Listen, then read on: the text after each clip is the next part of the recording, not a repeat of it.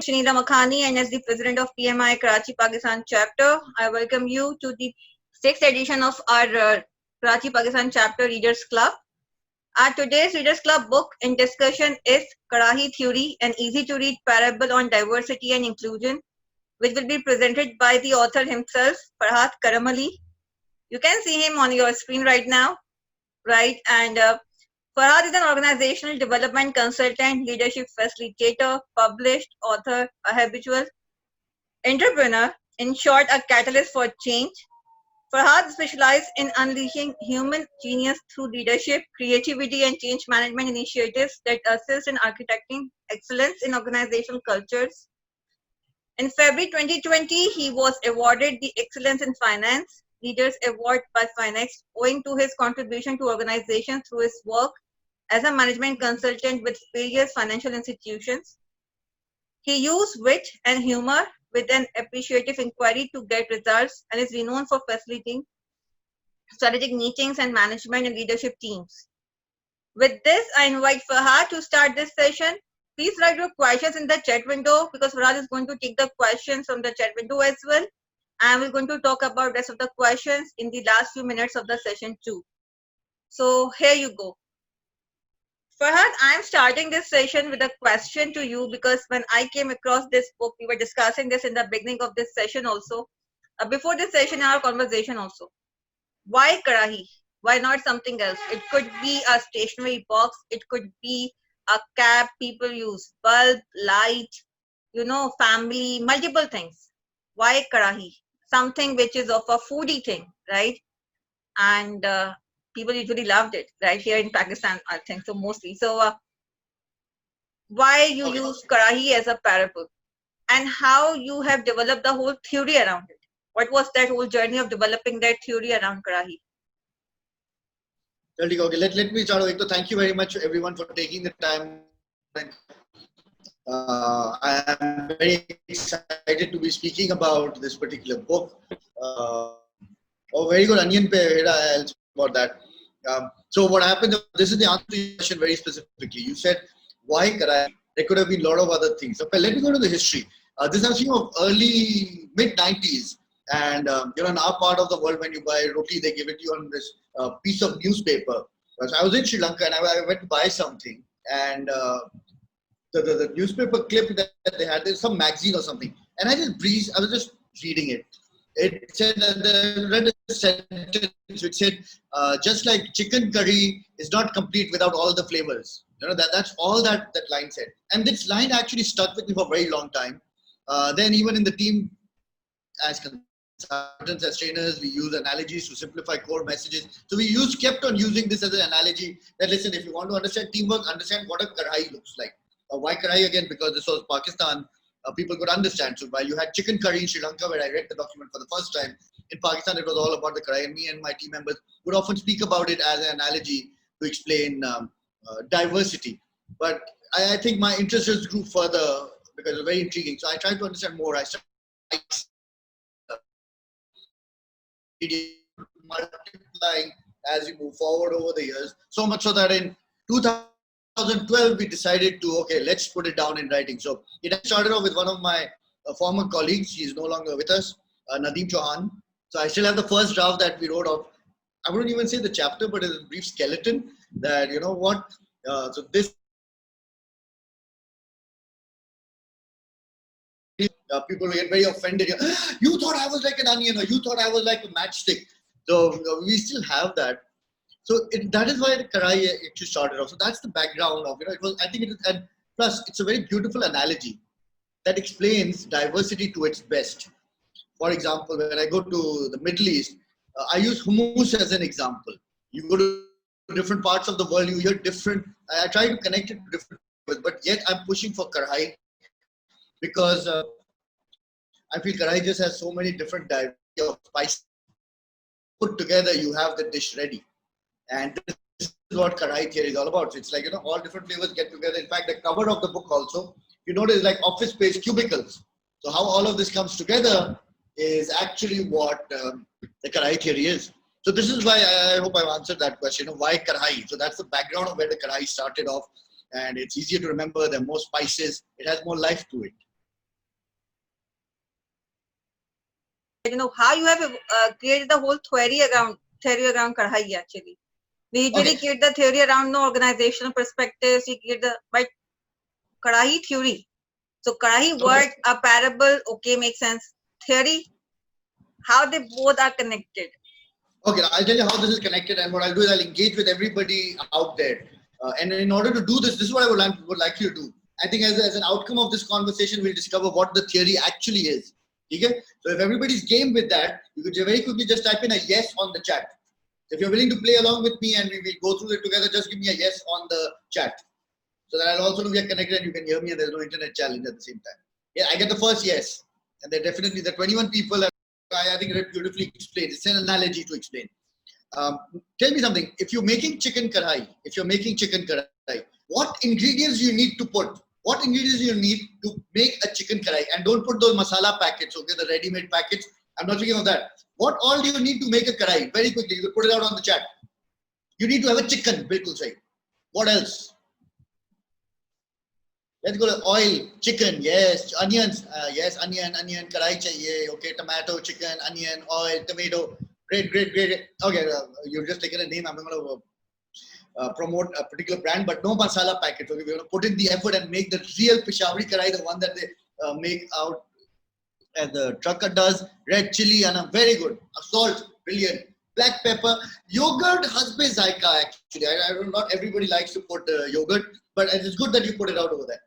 Now, this is what the concept is. Now, this is what the theory actually runs. So, this is for the past 1 hour, Shanil and I have been talking and we had zero issues. Okay. So, in the chicken, while you put in a lot of ingredients, the name is chicken kadhai. That means at the end of the day, there is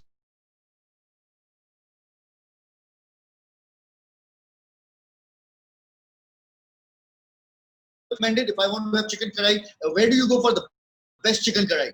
You put it out on the chat. Where can I get very good chicken kadhai from? In Pakistan or Birmingham or anywhere? Shanwari, Dua, Kolachi. Good. Okay, anybody from Lahore? Butt ki kadhai? Oh, butt kadhai. Zabardast. That's actually one of my favorites. Butt sabi kadhai. Highway restaurants. Now, these are actually, if you notice, I said ki kadhai kahan ki achhi hai.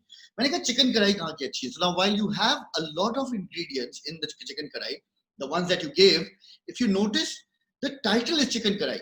Interestingly enough, in these places, maybe the chicken is not so good, but it is how you put them together that it becomes tasty. So maybe you'll tell me, you know what, don't have anything over there, but make sure you're having a chicken kadhai. So the chicken gets appreciated. Similarly, there is the possibility that it is not the chicken's fault, but you go to a particular restaurant and you say, you know what, at that restaurant, eat anything you want, but the chicken kadhai. Don't eat the chicken kadhai over there. It is not necessarily the fault of the chicken per se, but they just didn't connect and something happened. So similarly, in every team also, there is this one individual, the team captain, the team leader, the supervisor, every organization, and at different levels. And if you notice, even chicken pieces in a kadhai, they're coming up with different sizes, right? So they're coming up with different sizes, either it's a leg piece or chest piece or neck piece. So different levels. So in your organizations also, at every level, there is a chicken. And if, let's say, if any one of you is a supervisor or a manager or even the CEO, the minute something goes wrong, who is accountable first? Probably you are, as the team lead, as a supervisor. You're the one who's probably responsible first. What you go down the line is then a second story altogether. But you are accountable. So similarly, in every team, you need to have that one person who is willing to take the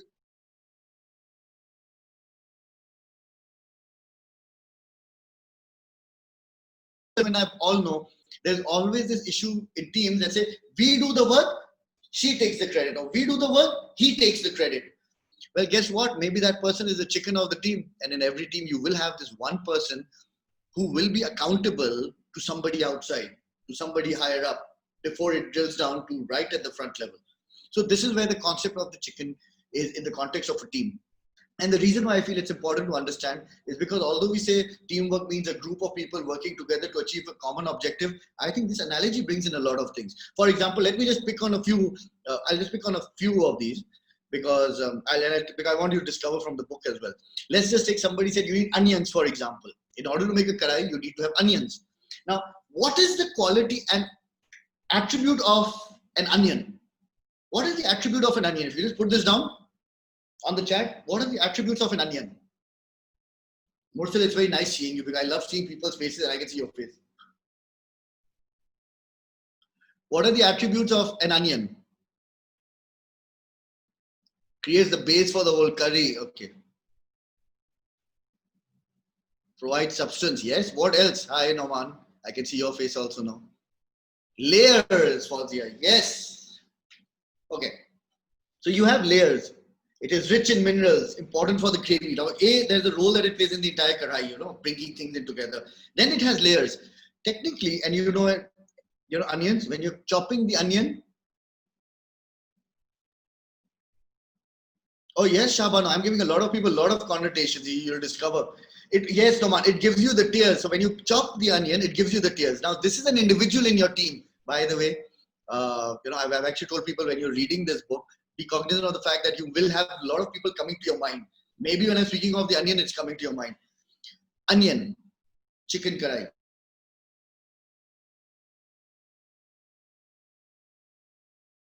Come up with ideas every week and they'll have a new idea every time they speak with you. However, nothing gets executed. And I'm sure you have such people in your team. You're probably thinking of such people as well. You say, because let's say you're a supervisor, you're a manager, you have a team member. You say, you know what, boss? I think we need to do ta ta ta ta ta. And you say, great idea. Why don't you work on it and we'll discuss it next week. Next week you say, so what happened, boss? I have another idea. I have an afterthought, and builds on the idea. 3 months down the line, the manager has the tears in his eyes. They said, forget everything else. Can you just finish one idea? Can you just execute one idea? Now we need to understand it is not this person's strength. And this is where the karai is not everybody has the same strengths. This is like asking those of you interested in music, it's as if asking the one who writes the verses of a poem to also get the awards for the best song and sing it himself, write the music itself. See, everybody has their own set of specialities. So what this book does is it looks at different ingredients. So the story runs something like this. There's a person who's disgusted with life. He hates his colleagues and he goes to his grandfather. And the grandfather, while making the karai, every time he's putting something inside, he has a conversation with his grandson, explaining to him how the karai works. So he speaks about chicken. He speaks about the onion. Something that you'll be very interested to find out is, for example, oil. You said oil is required to make a chicken karai. So when you put this oil, what is the role of an oil in the karai? What is the role of the oil? Chat. Role of the oil in the karai.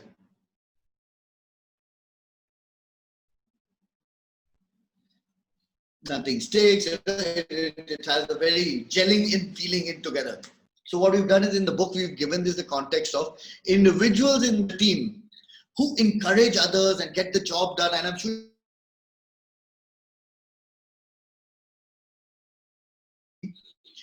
saves people from burnout. They're encouraging teams. Even if you have to stay back 2 hours extra in the office, this is one person who said, well, never mind, sir, let's do it together. We are a team. Either it could be the chicken himself or the other characters. Appreciative, encouraging, not compromising on the goals, but collectively working towards the goal. Very appreciative of people. So this is what the oil is like. And we all have this person in the team. So the karai theory says you all need to have people. So while you have the onions who come up with fresh ideas every day, you also need to have oil. And it's very interesting. Once I was doing a session, I had about 48 people. And I gave this analogy of the oil. Somebody who is, committed to getting the results down. And then somebody said, radiator. And it's like, in a group of 48 odd people, everybody started laughing except for 2 people. There is me, who really didn't understand that while I'm talking of a kadhai, where the hell did a radiator come from? Who do you think the other person is who did not laugh? You are right. The radiator himself that they had labeled as a radiator. Now the characteristic of the radiator I found out later on was that he was like a team member who just needs to be triggered slightly. You just tell him, I think this is very difficult. It won't happen. What do you mean it won't happen? This is such an easy thing to do. Can you guys do anything right? Let me show it to you. You would roll up his sleeve and boom, get it done and then tell his team members, see, I got it done. This is like fire. So while you have the oil, now what would an oil boss do? An oil colleague would say, let's figure it out. There has to be a way. Let's sit together. let's have an agile meeting, let's have a scrum and let's make it happen. This guy would be all out. So in teams, you need to have fire as well. And these are passionate people, who would be the cause of a lot of burnout in others. But you need to have this. So if you notice, these are important people. The beauty with Karai theory is it helps you appreciate diversity at its best. So even if there are people who you don't like, you actually see their value. For example, I'm going to give a local context, just as an example. Maybe, and I think most of you would understand. If not, I'll give you the context as well. If you notice, what do you think this person does? What comes to your mind? What is this? What is this? What am I doing? Do you have a box? What is this? Make a get. Chingadi, fire, you create tili. Tili lagana. Very beautifully said there. Matchstick, it's a matchstick. We all have people in our teams who are tilis. Khali family. What about a organization? Even in families, we have this. Baat ko tili lagana.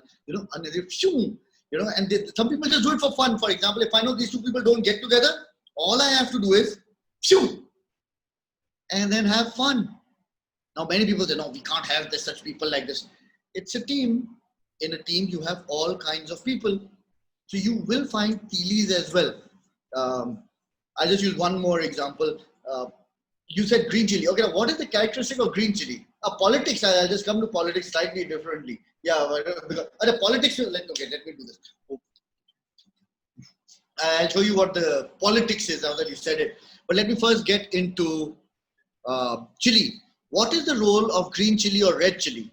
What is the role of green chili or red chili in a kadhai?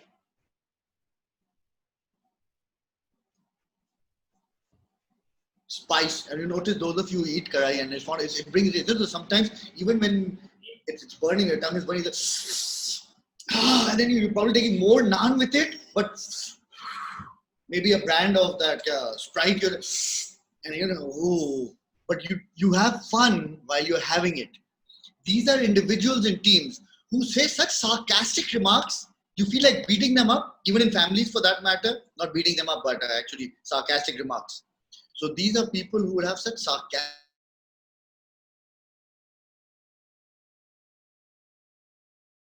surrounding you. When somebody's all high and says, this policy is useful, you'll have somebody over there saying, oh, now they think this policy will also help. Let's see. Well, if you say so, we all know what that attitude is. Now, these are sarcastic remarks, but they are based on facts. Something which is very important, and then Murshi, I'll just read your question. What is this? You need this. Very important. Without this, you can't have the karai. This is the only guaranteed ingredient in any recipe. It's the only concrete ingredient. Outside it's coming and fixing. The politics, this thing came to my mind, and the book, by the way, speaks of this. The chamcha. Now, many of you would know what a chamcha is. But the chamcha has a very important trait. It's a little bit here, it stirs the spot. It goes here a little bit, it goes there. It does not allow anyone to burn. It goes from one end to the other end. It travels all around. It knows what is happening, who's doing what. Depending on the size of your karai, you could also have two chamchas in that. The beauty is when chamchas, by the way, end up fighting with each other. Clink, clink, clink, clink, clink. It gives a different feel, different kind of politics altogether. Having said this, you also need to have the chamcha, otherwise the kadhai is not complete. Moral of the story, and then I'll be open for questions and conversations. Every organization needs a set of things, and this book basically highlights a lot of ingredients. It speaks of tomatoes. Tomato, for example, are if you're looking at a family of potato, onion, and tomato, they all look very solid. But potato is solid. You press it, onion, tomato, very soft. These are individuals in teams to whom even a leader fears giving feedback. Because if you give feedback to this person for the next 2 weeks, you'll have to nappy change them. So you better off not giving, or figure, listen, I'm not giving you feedback, understand. So moral of the story being, kadhai theory, Shanila, answer to your question, is taking different ingredients of the kadhai from onion to chili to tomato, chicken, fire, salt, matchstick, and all the basic ingredients, and actually help the kadhai to be made. and puts it into context in terms of an organization. Helps people. So when you're reading it, you could realize that you need all kinds of people. And if you have people in the team, maybe you can't spot the strengths, but everybody is very important. So even that one character who always comes up with ideas but fails to execute may be valuable to the team, because there are times you need those fresh ideas. There are times you need to have somebody like a Chili to show reality on your face. Basically, when the team is all high, this is how we change the world, and you have somebody, okay, and what is the first step that you will follow to do this? It kills the energy at that time. B is the devil's advocate. All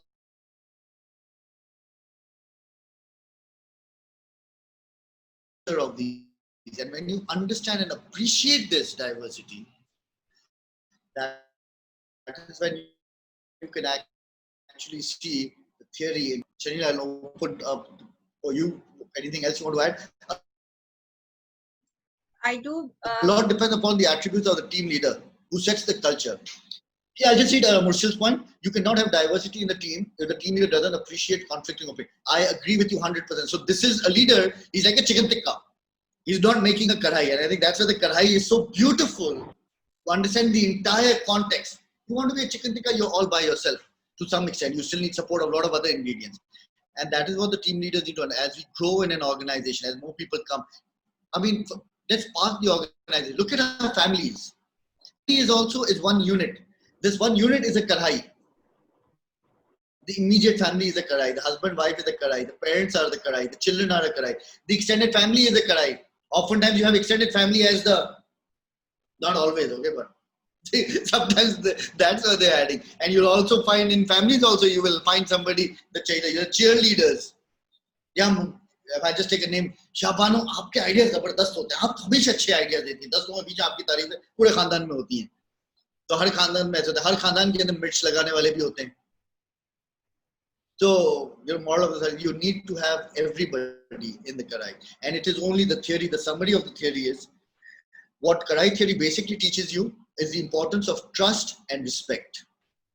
Respect the fact that they're part of my Karai. So anybody right now who is part of my environment, my Karai, and everybody's size of Karai is different, and we are different Karais at different times.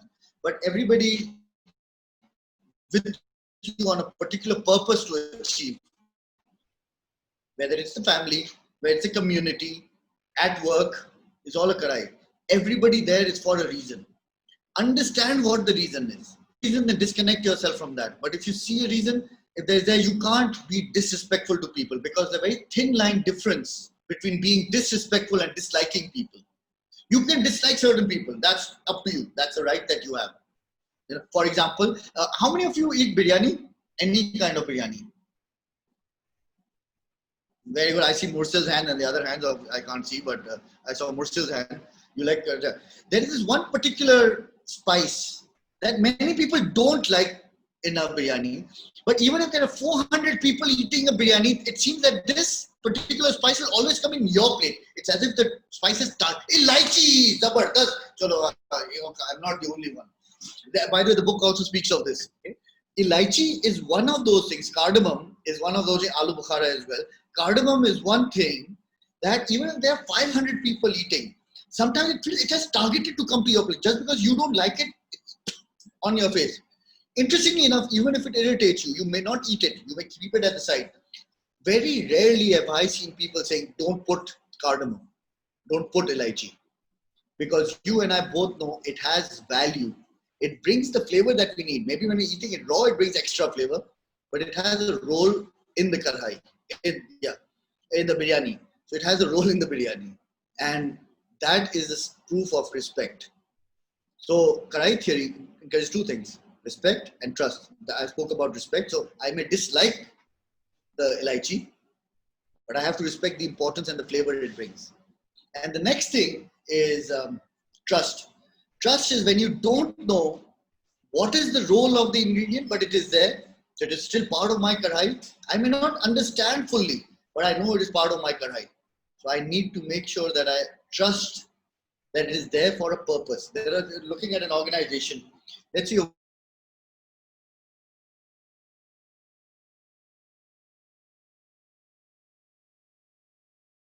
It's generally nice to make fun of other people, but they have another opinion about the organization.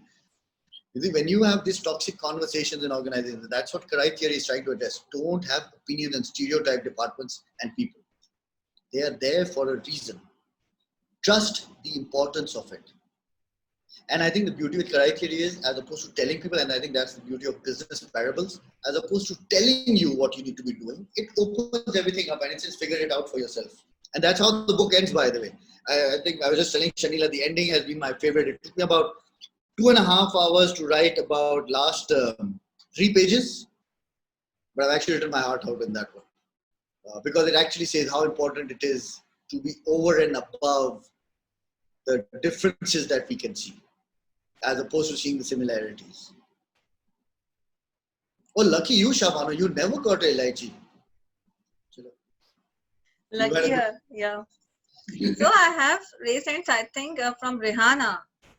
Rihanna, you want to ask something? So you can unmute yourself.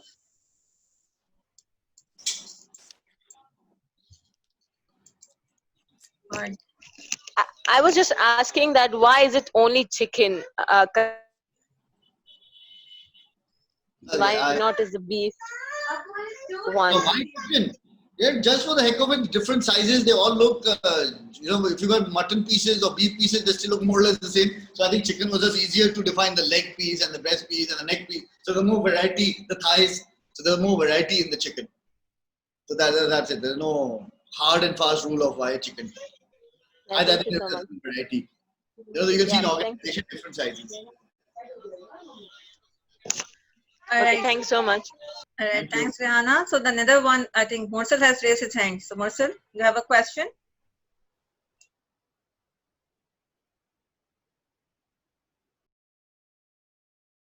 Comment, like it's always, people always talk about building trust and respect, but as always, it's easier said than done. And I believe that the reason is building trust is always a long-term thing. It's not a low-hanging fruit. And usually leadership team or person in a leadership position with a short-term mindset tries to get immediate results instead of focusing on the long-term thing and building relationships. And that's why you don't actually encourage conflicting opinion. You don't work towards encouraging conflicting opinion. And that's the reason I believe why people don't focus on building trust, and then don't encourage conflicting opinion. Yes, I think spot on. Just on your comment, I think it's very true. Trust takes time. And I think the beauty with trust is it actually happens when you can't see things. That is actually where trust is required. Because where is trust? If I can see everything, then micromanaging, so to speak, then there's really no need for trust. Trust is actually required when I can't see things. And when I can't see things, if you say some people or managers avoid conflict. Conflict is good because it's conversational. But in order to make it healthy, it is important to understand there is trust. So for example, if you have a colleague who says something, you don't know it. And that is where the question of trust comes in. And that is where the Karai theory as a concept, again, as I said, it's kickstarting, it gets people thinking about it. If you and I are never having conversations, you're really not appreciating the flavors. You can't have a chicken karai where different ingredients are packed differently. All the chili, different corner, all the tomatoes in one, they have to blend. It is only when you blend that you can have trust and respect. Because as long as you are not blended, you really don't have a team.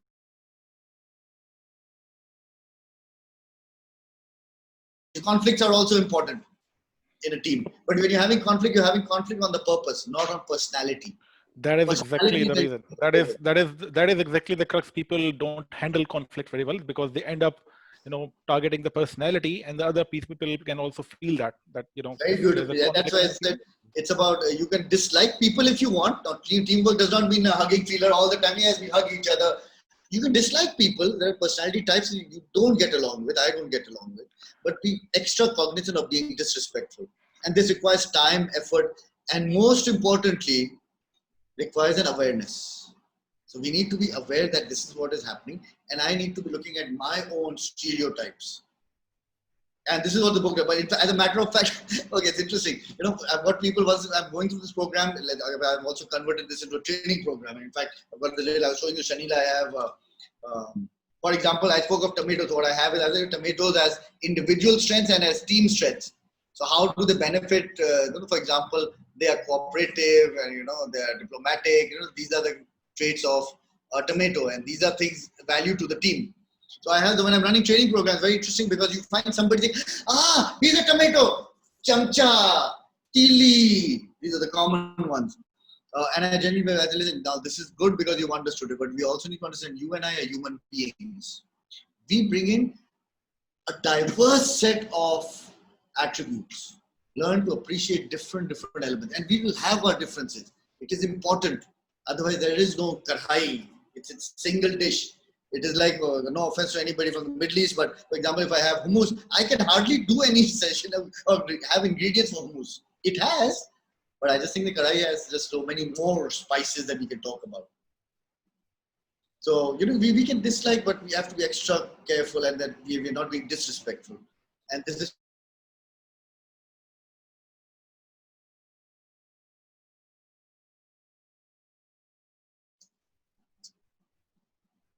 Okay, we have a question from Salman in the chat window. Let's consider what happens when trust is absent between the project managers and the team members.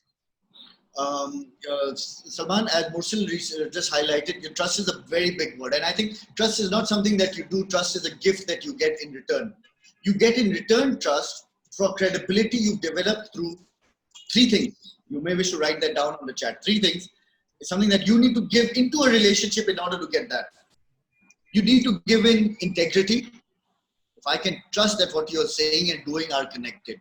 This is something Noman knows that we practice a lot in our Performance Accelerator web shop, is the ratio between saying and doing. So between your saying and doing. So three things. First is integrity, which is your say-do ratio. Second thing is your competence, your ability to do it. And third is compassion. These are things you need to feed into the relationship. So for example, when you say project managers and team members, trust is an outcome, it's a gift.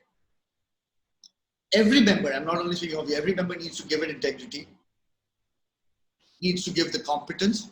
So I may be a very honest person, but you may not necessarily trust me to operate you. Take a surgery. Let me do your heart surgery. I'm an honest person. I've never done it, but I feel I can do it. You doubt. And it's a fact, you won't trust me because I'm not showing you my competence. I do everything, but I'm not compassionate. I don't show you the human side. You will not trust me. So trust, I think, is the first thing. And integrity, competence, and compassion comes through conversations in teams.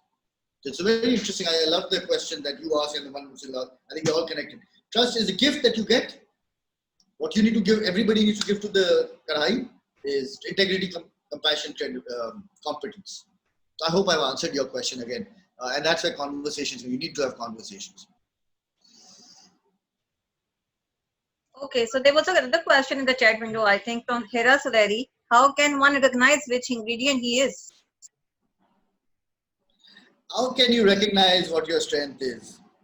Somebody said recently, every time you surprise yourself, you go through self-awareness. Every time you surprise yourself, you've gone through self-awareness. This is piggyback on it. We all know what our natural styles and tendencies are.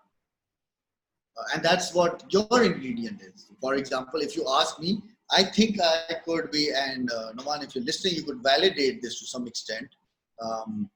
I think I'm an onion, and I'm because I'm a human being, right? So I can't be put into one box. That's what the closing chapter of this book is, that we are not one single personality. We are actually a gift. We are a combination. So, for example, I think I'm a combination of onion, fire, sometimes spices, but yeah, onion definitely. But I'm an onion who gets things done as well. With a little bit of difficulty, I get it done as well. So yeah, that's actually been. Noman, what do you think? Is that how you would put me as ingredient that I bring into the team? Noman and I work together. He's my partner in Dubai.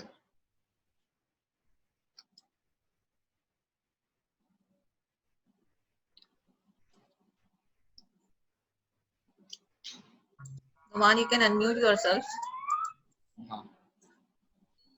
One's read the book as well. I'm sure. I think he left the call. He's not in the call. Farhad. Let me read for you. Okay. Till he comes, let me read this from the book. Shanila, can I read this directly from the book? Yeah, sure, you can. It's Because your I was book. telling Shanila, this book is actually reading experience, and we haven't gotten into that part yet of how this book is a reading experience. The same question is over here. That somebody asks themselves, I'm still wondering what ingredient am I? I'm still wondering what ingredient am I? And I'm going to read directly from the book. And that's why I said the last chapter was actually my favorite. The character in the movie, the Baba, the grandfather says, this, my son, is the process of self-discovery. The need to ask and reflect on oneself is the greatest strength of a human being. We are born with immense potential. Sadly, as we grow, we get labeled as type A or type B, introvert, extrovert, creative versus conventional, and many other names. However, once you break free from these labels, you discover you have the power and potential to be any ingredient you wish to be. I'll repeat that. However, once you break free from these labels, you discover you have the power and potential to be any ingredient you wish to be. We are not made up of only what we have, but what we are also capable of becoming. You, my son, are you, because he's speaking to his grandson. The only daring change is that you have chosen to be more diverse, because the character was going through change. The only daring change is that you have chosen to be more diverse than what you had labeled yourself as. Having said that, a good start begins with analyzing your situation and determining what flavor works best. And this is what the chopping board also says. So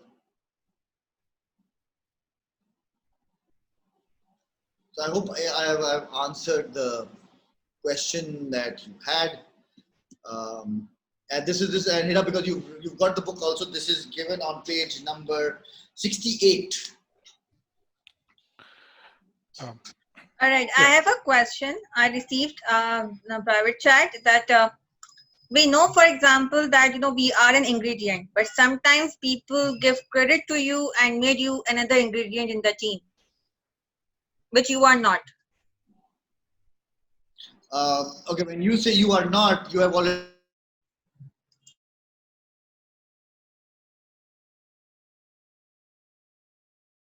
Because you and I are human beings. Same thing as Fawzia highlighted. You have the power and potential to be an ingredient you wish to be. If you are successful in the new role with which people have labeled you as, and if you think you have grown more as a person, guess what? This is not a new ingredient. This is what you already had inside. It is like an ingredient not realizing what their true potential is. Sadly, fruits and vegetables don't know what is their true potential. We as human beings know what our true potential is. So every time, and that's, I think, self-discovery. If you have shine and if you've grown as a person because of this new label, this was always you. But if it has put you into a cage and you feel this is not me, for whatever reason, maybe that really is something that doesn't resonate. So for example, if somebody wants to make a criminal out of you, you are not that. So that's not even what your potential was. God never made the potential of a criminal. That's what the world does to people.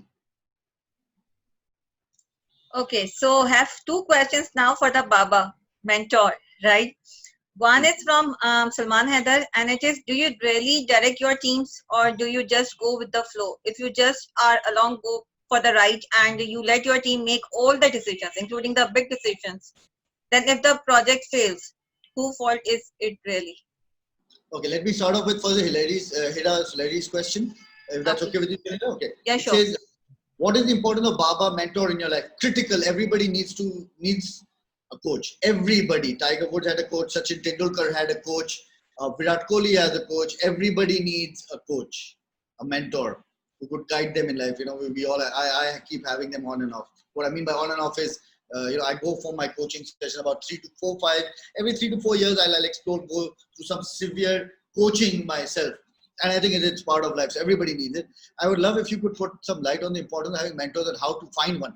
How to find one?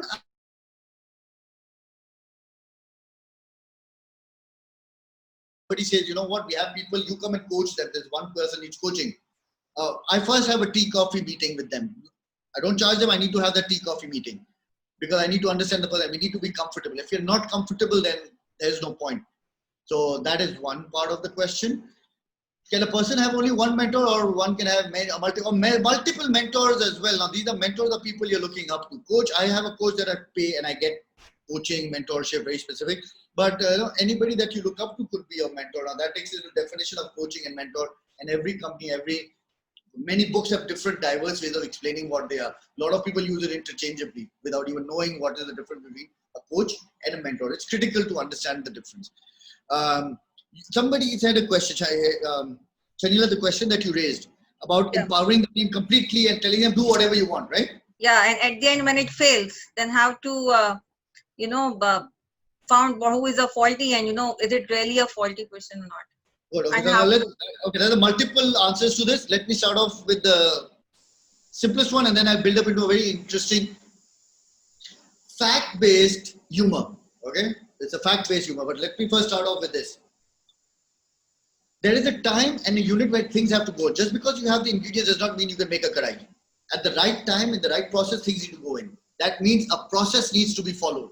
So you can't really say, I have a team, karai, let's get together, we'll be successful. There's a time and there's a quantity. Let's take salt. There's a particular amount of salt that can go into the karai. You can't have the whole thing with salt, and you can't have it minus salt, which is not even visible, by the way. So at different times, you need to have different things. So system and processes, critical. Today, if we had to start off at 7 o'clock, it had to be 7 o'clock. It couldn't be, let's do it 8 o'clock. What difference does it make? No, it does make a difference. 7 o'clock means 7 o'clock.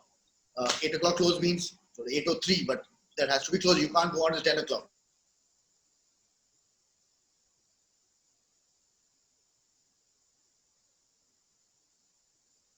Then are you also looking for people to appreciate? In Good to Great, Jim Collins says, very interesting. He says, a level 5 leader, and that's how he's classified the leaders. He says a level 5 leader, when things go bad, looks at a mirror. When things go good, looks at the window. So the intention should not always be looking for things gone wrong. But if you've survived and you're living, obviously somebody's also done good things. Balance that out. My request is balance it out. Otherwise, accountability is important. I think more than blaming, the word is accountable. And if you're a chicken, if you're heading the team, okay, that a particular chicken, you have people in your team. This is something that one of my coaches said once, quite some years back. And we were discussing empowerment, how much space to give. He said something very fascinating, and I'm quoting him. He said, empowerment does not mean giving the keys of the mental asylum in the hands of the monkeys.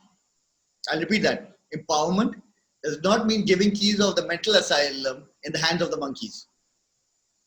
You know what I mean, right? Sadly, this is what people think empowerment is. Give them millennials, how to manage millennials, give them responsibility, let them say whatever they want to do. Don't do that. Okay, no, I didn't compare millennials only, I'm just speaking generally, okay? Some people say, empower them, delegate them. So there's a presentation to be made and you're a senior, you say, you make the presentation, why don't you get me the report? That is not empowerment and that is not delegation, because you have not developed people for that particular role. If you've not developed people, then you're not empowering and delegating. If anything, you've set up the system and the people to fail. So yeah, next time you empower, ask yourself, who are you giving the keys to? I just want to comment here. I started my career with Sparko, and my boss used to say that, whenever you are procuring something, something of high value, always remember one phrase that दोस्ती यारी भाई बंदी अपनी जगह, लेकिन जब गर्दनों की बात आए तुम्हारी गर्दन या मेरी गर्दन, तो रूल ऑफ थंब ये कि तुम्हारी गर्दन. So just keep that in mind and order whatever you want. Bilkul, that's what people do. Okay, I heard somewhere. Well, I don't know if I'm heavily into movies. There's a Amitabh Bachchan movie. I don't know how many of you have seen that one. It's Shahenshah. Amrish Puri has this dialogue: "If your life is my death, better you die." But that's a villain comment, okay, not hero comment. Okay, I was just saying, I love watching movies. I'm a lot into movies. In fact, this book also, when you're reading, Shanil, did you feel that you're watching a movie?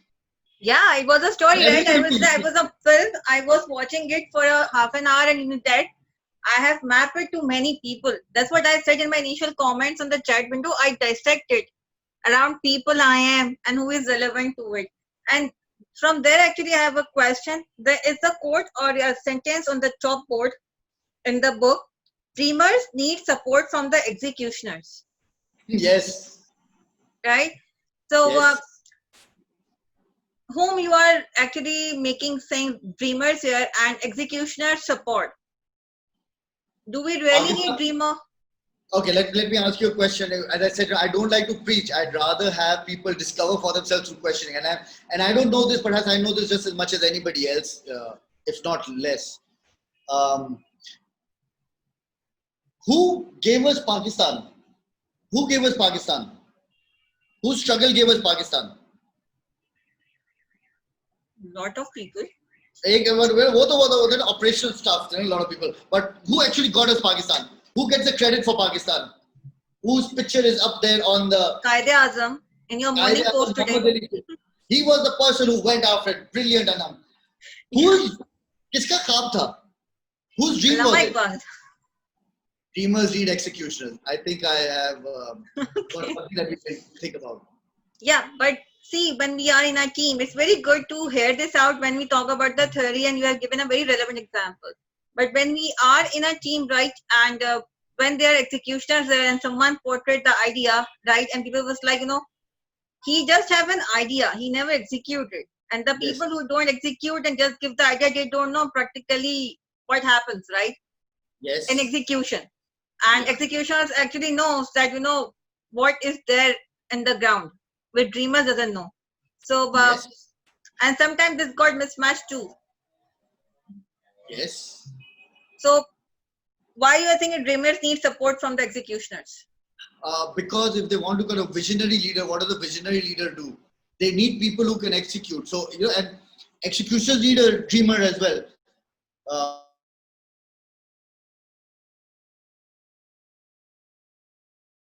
King had a dream. He did not have a plan that we'll meet at 9 o'clock tomorrow morning and for 20 minutes we will be doing X, Y, Z and then this.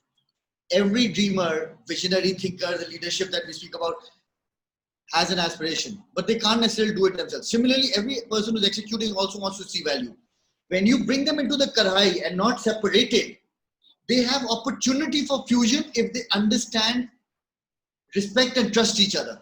When they have conversations that are based on integrity, competence and compassion, that is when you have it. But if they keep themselves away, because both of them need each other, and that is highlighted on the chopping board as one of the dialogues, that's a build-up, which actually shows you need to have both. Just because you execute and you're very organized, you know what step 1, step 2, step 3 is, you're a project management expert, that does not mean that you don't need a dreamer. Similarly, if you're a dreamer, does not mean you will get the results just because you have these great ideas.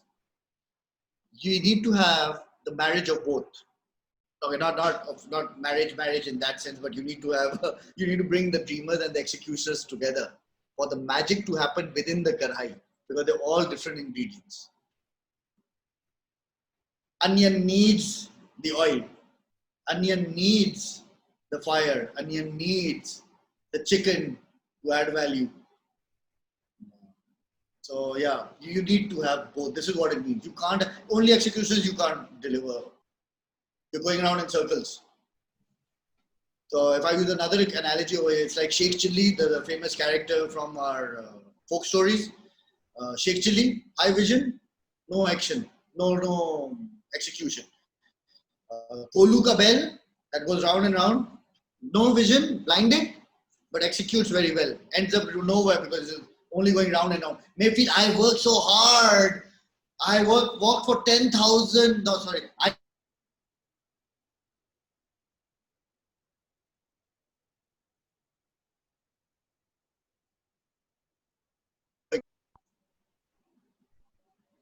Okay, Hira said in the chat window, what if some ingredients are missing in the team? And I would add one more question to it, which I got that if the ingredients are missing in the team, can we create the ingredients?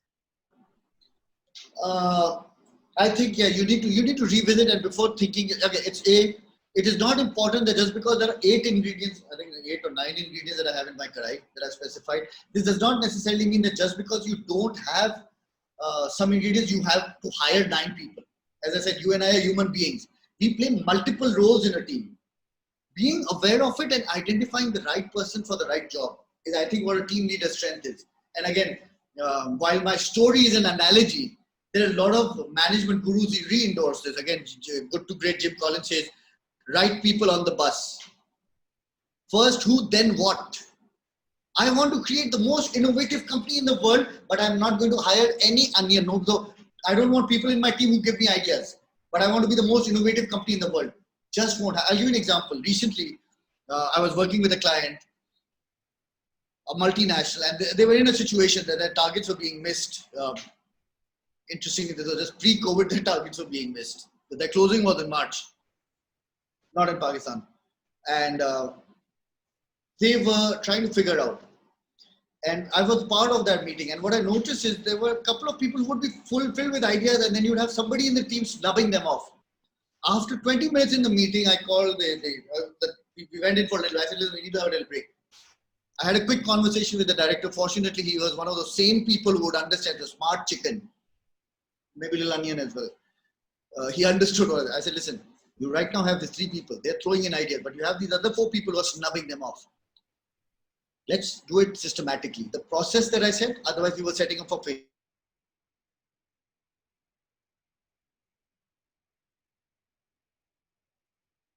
From the sky to the bottom of the ocean. Any idea you have, just throw. We went through a blue thinking process. Where the condition was the brainstorming should not convert into blame storming. That's generally what happens. I mean, somebody gives an idea and then, how will you do it? Last time we did this. Ideas, and nobody's supposed to snub anybody. Some people are brain writing and the kind of design thinking that people do. So I said, flow with ideas. So these guys flowed with ideas. Then I said, okay, now let's just see what are the problem with these ideas. Which one of these ideas won't work? And then that is when the other people got active, more active. Okay, it's not that they were asked to shut up, but I just created a system. Then I said, okay, now even people who had their own idea, they criticized their own ideas also, which was perfectly beautiful. We went to red thinking. And then interestingly enough, we came up with 4 amazing ideas, and it did help the company significantly before the complete lockdown scenario affected them. Again, but the dynamics also changed. So if you notice, there was a process. You need to have, sometimes, you have the people, they play multiple roles, but they just get shut up in a particular role. And you have to see at this moment, what kind of people do I need? For example, if there is because even in the karai, there's the right time to put the ingredients. Let's say there is a fire over here. You don't want the onion saying, you know what, let's come up with a creative idea of getting rid of the fire. You want somebody who understands the process, how to walk, how to go, this is what we'll do, the oil. Let's get our head straight. This is the other steps. This is how we use the fire exit. This is how we go down. This is the fire exit. Period. The best part is people also understand that. And the onions would also understand because we are human beings at the end of the day. So in your team, answer to your question, you don't see what are the characteristics and traits required at particular points in time and who aces those at different times. And I think during COVID, a lot of people have outshined their capacity. And at the same time, so some superstars you would have noticed have gone completely down. And some people who you may have thought are completely useless in your team due to work from home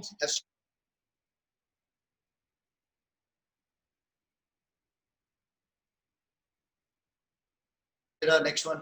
In a culture where a B grader is promoted to leadership, systematically this is off, the company doesn't know what the thing is position.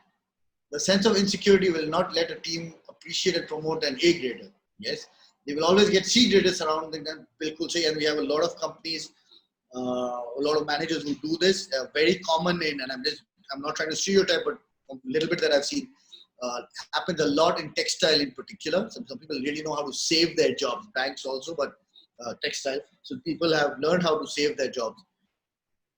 The karai is corrupt. That's what I would like to say. The intent of putting the karai together is not right.